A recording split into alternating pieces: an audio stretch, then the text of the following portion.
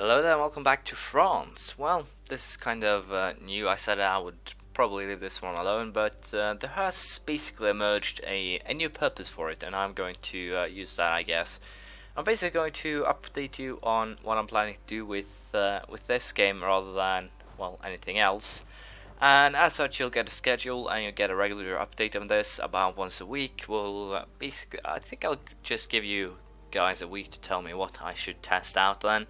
I'll basically not be trying to do world conquest here, but I will be fighting probably Muscovy rather soon, and I'll probably also try and, well, get some other things that could potentially be fun done as well. So with that in mind, I think we are ready to more or less just begin.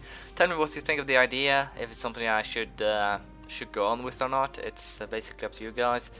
But the schedule for this week, although yeah, I know I'm rather late. I have been quite busy this weekend and yesterday, so I didn't actually have any time to get this one done before now, and I do apologize for it. But as I said, as it is now, this is basically the only way of doing this.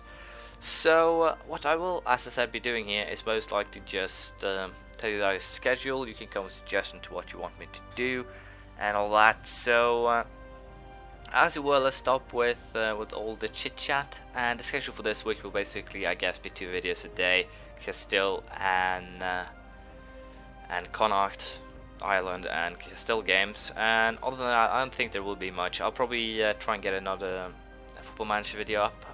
No idea if you guys actually like that or not, but I'll probably try. And I'll probably also go for a couple more Ghost game, because, well, I've had a couple good games and it could be fun just to upload them. But it all depends on what I have time for. As of now, I'm just focusing on getting Castille and Connaught working. But as it were, this is an update on the French game, so I'll basically just be looking for some targets, and we'll probably attack Muscovy next time around, I think, or maybe this time. I'll have to see how it goes, so hang in there and we'll see what happens. So if I'm to really screw over Muscovy, I might actually have to, well, get myself a vassal in the area. As I said, I wanted to try and cut him in half to see if I get colonization casus belli or something along those lines on the right side. I don't think I will, but it is a potential. I don't know how to put it. It's potentially a good thing if I can. And also, if I cut them in half, they'll have trouble moving troops back and forth, and thus rebels can actually get all of the land. And in that sense, we'll declare war on Uzbek here. I think we'll go for getting ourselves the Kazakh cause, and I'll probably just release Kazakh as a vassal then. I'm a little bit unsure how many provinces I actually take, probably all 4 of these, and then we'll release, as I said, Kazakh as vassal.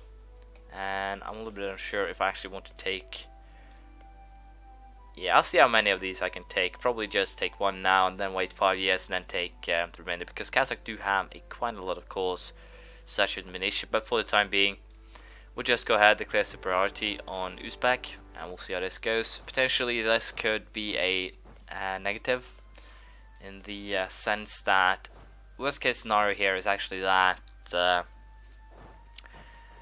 Muscovites actually attack Uzbek, thanks to the fact that I'm attacking them. So we'll have to see how this turns out, but apparently I can, to some extent, siege their lands without too much fuss. So we'll see how this actually turns out, but for the time being, wars are definitely going to draw a lot of manpower due to the fact that I get, well, attrition every single. That's a huge army. I did not think they had that many men. But as I said, we'll most likely just try and sort this out some other ways. I haven't actually tested the France game out with improvement in troops, so I'm pretty sure that my armies should be able to we'll leave these guys quite devastated. If we take a quick look here, I think I also need to up my maintenance a little bit. If we were to take I'm really not functioning, but if we were to take a quick look at my military ideas, I do have offensive quality and defensive, so my military well, results aren't really that crappy. As you can see, I have 155% discipline. What do I have here? Land morale at 10. I have no idea what these guys actually have, but they're probably not even close. So I should be fine at the very least in that aspect. But for the time being, I'll be focusing on simply testing out the late game armies, and we'll see how it turns out. So they did attack me, and unfortunately I did not pay too much attention, and that actually ended up screwing me over here. Apparently nope, I thought first that this general died, but that was a mistake.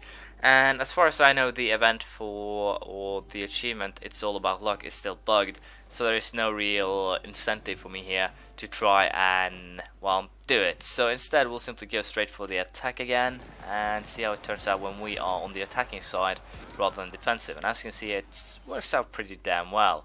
So that is not something for us to worry about. They'll go to Nadaim. I have no idea if they'll run further, but I guess we'll go for simply sieging the capital here. I think they can run up to there, but not anything further, so we'll hunt them down and get it done. I'm a little bit unsure how I would actually go if I were to declare war on Nogai, because, well, as things are now, they are in a personal union with Persia, and thus I should not be able to vassalize them, but I think I might be able to if I were to declare war. And as such, I will take, I guess you could call it some sort of a chance. Well, we'll be testing that out, because if I am to actually able to vassalize Nogai, then I would definitely be able to cause some serious issues for, well, everyone else. And as such, I believe it's time for a war in, well, Persia. I'm a little bit unsure if this will actually drag in the entire coalition. It shouldn't, but I can never be sure, so we'll do, I guess it will be an experiment on that as well, because Persia is in, yeah, it actually did. That's kind of ridiculous that you aren't actually warned about that. No warning whatsoever, frickin' ever. Well, this is going to be fun. A world war, as it were. So yeah, thank you game for telling me that I can declare war on Nogai, and the only one who's called in is Persia. But unfortunately you didn't tell me that declaring war on a union member in a coalition, or the guy who's in charge of the coalition, will bring in everyone. And that is currently, well, putting me in a little bit of a bad spot, but we'll see how it goes. I'll basically have now to move my armies to siege Nogai ASAP, and then we'll see if I can get some running war score and thus win it that way, because, well, it'll be a little bit interesting to see how this actually turns out, because of the fact that the Ottomans have a lot of troops down here. I do not. I have most of my troops in Sweden, so we'll see how this goes. Portugal has been integrated, and as it, I also got the achievement unlocked at every continent. Very good. And apparently I also gained 10 prestige. Apparently the Portuguese has something there. As you can see, attacking the Swedes is not something that I would advise, especially without a general. So that is kind of bad. Integration is a slow process, we do know that, and we'll also go ahead, I think, and pass the... No, not be passing any of those. Will be neither of those either. We'll rather claim our rival's province, Corsica. But for the time being, I'll have to, well, see if I can get cheaply out of this one once I get a diplomat back, because apparently I am winning some way or another, and apparently I also have a huge army standing here, and that is actually one of the problems right now. There are huge armies here, as you can see, but the problem is that these huge armies aren't actually in a position where I can use them for, well, warfare, because of the fact that they are, well, as far as, or as to my knowledge, standing in provinces that gain a ton of attrition and other things like that. See, that 30,000 man army, yeah. This is kind of hilarious though. It's gaining 1.4 attrition standing in my provinces due to the fact that the main army latched onto it, and I think the same will actually apply in a couple of other places as well, if I'm not careful.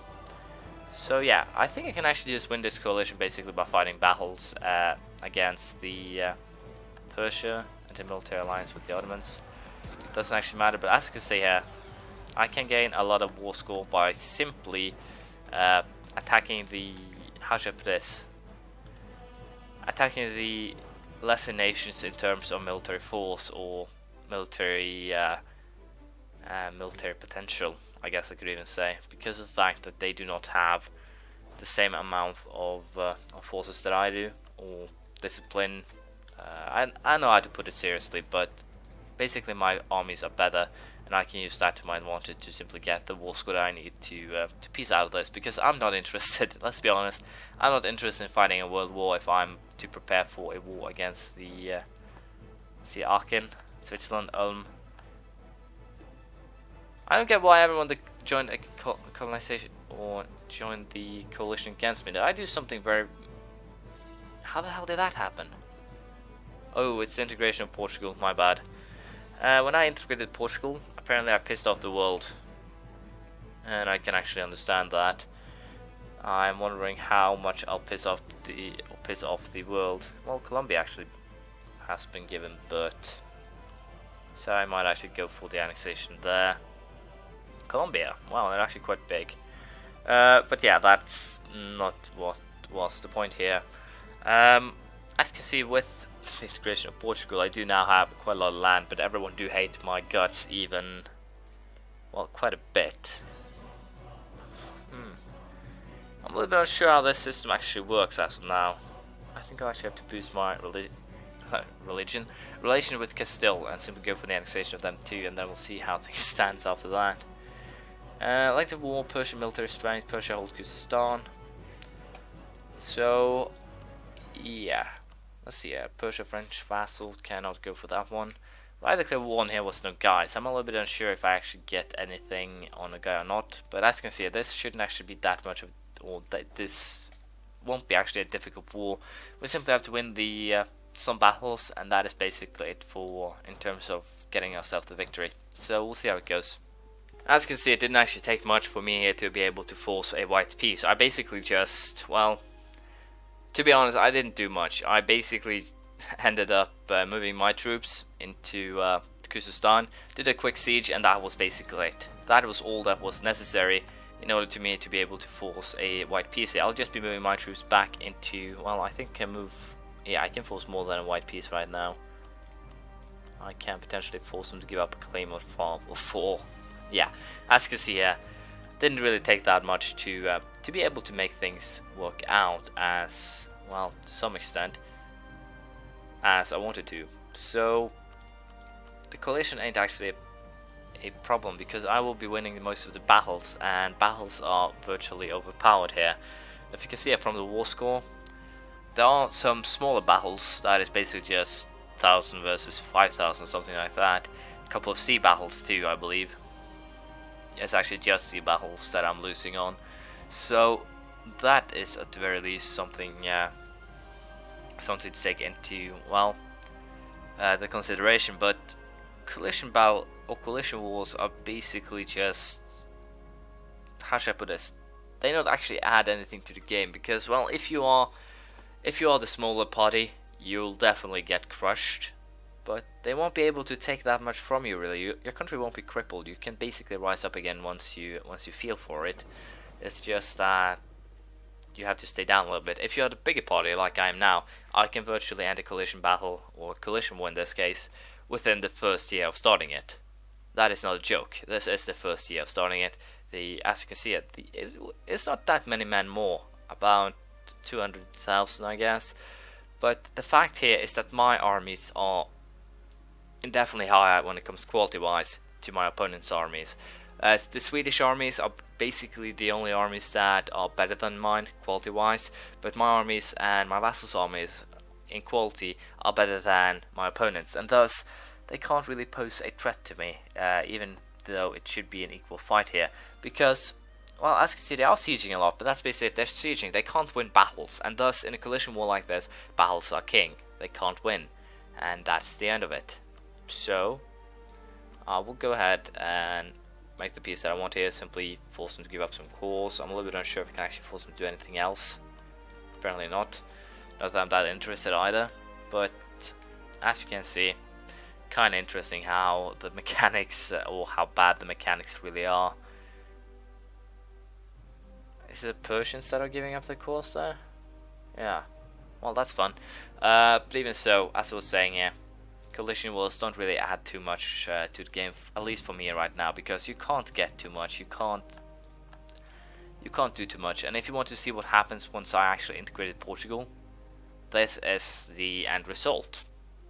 Muscovy joined the coalition, and, well, kind of have to concede that I do completely disagree with the logic behind it, but even so, coalitions to me have become nothing more than, it's basically just a measure to try and slow the player down, and I do not like that because, well, it doesn't make too much sense, to be quite honest. No matter what you do, if I were to how should I put this, if I want to take over the world, then I should be able to, but I should also be able to, if I am basically a tyrant who doesn't care what others think, then I definitely should be able to do what I want, but that is not apparently the case here. I'll basically be taking just one province here from these guys due to the fact that I do not need more, but apparently it seems that when these 20k men actually attack me, I lose my infantry and cavalry, and then I lose the remainders. Apparently also I do have some rebel issues here. Due to what? Doesn't actually say. I can live with that, but as I'm saying here, coalitions at this point doesn't actually pose a threat to me. They only pose a slowdown, more or less, because I can't attack anyone, and anyone won't actually attack me because of the fact the coalition, even though it's big, they can't win. So they do not care what actually ends up happening here. Apparently I have 12,000 men on this ship, so I might as well just drop them down. That's also something I have to check out, the Portuguese navies and such, but that doesn't really matter now. So yeah, in my opinion, the coalition mechanic has been, or have been, it can't be working as intended, because even if, let me put it this way, Second World War, if the entirety of Europe was against Hitler in a coalition, how the hell could he just annex France right out and everything else? I should be able to make peace deals with whomever I want, even though it's a coalition war. Sure, they can all fight me, but I should still be able to make peace deals, like let aggressive expansion be higher, let the aggressive expansion hit your vassals even. I wouldn't care too much, because I will be able to grab the lands that I want, and I will not be held down by a mechanic that doesn't make sense, to me at least. Because as you can see there, I won the war. I would, if the war would probably lasted 2-3 decades, but in the end I would most likely have been able to siege the entire world, and it would have taken a long time, it would have taken a lot of effort, but I would definitely have been able to. And that is kind of what is pissing me off here, and also the fact that my armies are apparently losing. But that's not even close to the point here. I can simply rebuild them, so it doesn't matter. But as what I am trying to say is simply that coalitions work great in the early game because of the fact that then it makes sense. You have an aggressive or a very aggressive expander in the early game that you'd want to get rid of, but in the end you really can't, because of the fact that how should I? Wow, I really got stuck here. But basically in the early game I believe coalitions is a good thing, but in the late game, how things are looking now, it doesn't really make too much sense to me, because let's be honest here, the entire world is going up against me. They do all hate me, but they can't beat me, and I can't beat them because I can't make peace deals, which forces them to give up any power. As you see against Persia, the only thing I could take, I believe, is Nogai and Persian provinces, and thus what I could do, I could create a bridge between Syria, Iraq, and my Indian provinces here, giving me a land bridge, but it wouldn't really help. It would have been too much effort for too little gain.